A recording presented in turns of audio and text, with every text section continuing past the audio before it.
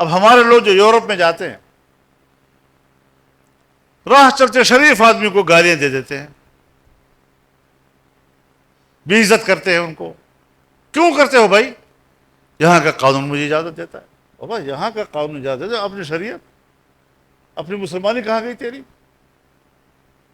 تو پاکستان سے کیا ہے؟ تمہاری سوسائٹی کے آداب کیا ہیں؟ کیا کسی بڑے کو، عزت والے کو روڈ پر کھڑے ہو کر پھر اس کا ویڈیو بھی بنا رہے ہوتے ہیں، گانے بھی دے رہے ہوتے ہیں، اس لیے کہ وہاں کا قانون الاؤ کرتا ہے اس کو. یہ بہت بڑی گمراہی کہ دوسرے ملک میں جا کر اس کے قانون کو آپ فالو کرتے ہیں اور پھر آپ کہتے ہیں میرے لیے جائز ہے. کیسے جائز ہوگا؟ تو یہ وہ چیز ہے جو رسول اللہ صلی اللہ علیہ وسلم نے اس کی نشاندہی کی اور فرمایا لَتَتَّبِعُنَّ سُنَنَ مَنْ قَبْلَكُمْ شِبْرًا بِشِبْرٍ وَذِرَاعًا بِذِرَاعٍ حَتَّى لَوْ دَخَلُوا جُحْرَ ضَبٍّ تَبِعْتُمُوهُ. ایک زمانہ آئے گا کہ تم پچھلی قوموں کی قدم قدم بالش بالش ایسی پیروی کرو گے کہ اگر وہ گوہ کی غار میں گھسیں تو تم وہاں بھی ان کے پیچھے گھستے جاؤ گے.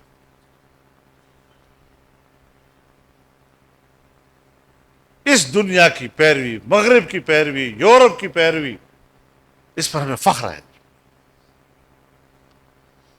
اور اس نظام نے ہمیں سکھایا کیا ہے؟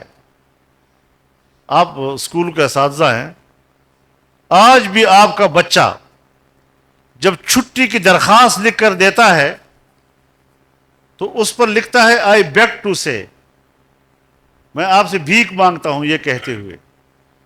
یہ لفظ بھیک مانگنا، آئی بیگ ٹو سے، انگریزوں نے جاری کیا. اور آخر میں لکھتا ہے یور اوبیڈینٹ سرونٹ، آپ کا وفادار غلام، نوکر. وہ انگریزوں کے زمانے میں اسکول میں جو یہ دو لفظ بچے کو سکھائے جاتے تھے وہ آج بھی مروج ہے پاکستان کے اسکولوں میں. کیسے استاد جی؟ ایسا ہے نہیں؟ وہی غلامی کی چیزیں ہم نے نظام تعلیم میں اب بھی رکھی ہوئی ہے، اور چھوٹی چھوٹی چیزیں ہیں جو بظاہر محسوس نہیں ہوتی لیکن اس سے ایک ذہن بنتا ہے. بجائے اس کہ باوقار الفاظ ہوں، میں مؤدبانہ عرض کرنا چاہتا ہوں.